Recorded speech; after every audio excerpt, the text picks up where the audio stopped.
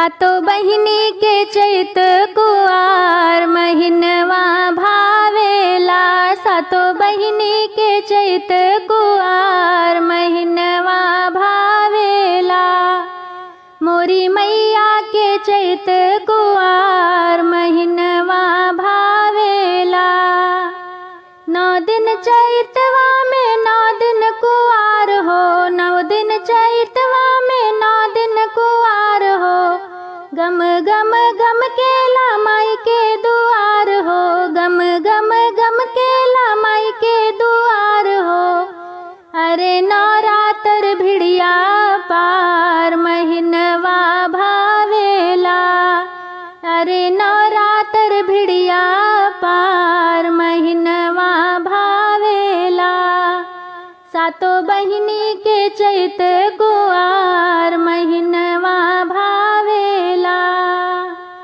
निमिया के पेड़वा पे धरिया दियाला। निमिया के पेड़वा पे धरिया दियाला।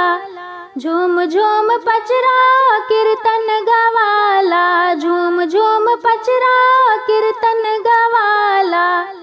माई भर दिहलियन धन भंडार महिनवा भावेला। माई भर दिहलियन धन भंडार महिनवा भावेला। सातो बहिनी के चैत कुआर महिनवा भावेला। जे यही व्रत के तो 9 दिन निभाई। जे यही व्रत के तो 9 दिन निभाई।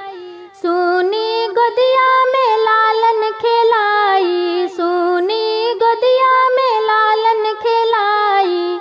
मोरी मैया के ममता पार महिनवा भावेला। मोरी मैया के ममता पार महिनवा भावेला। सातो बहिनी के चैत कुआर महिनवा भावेला।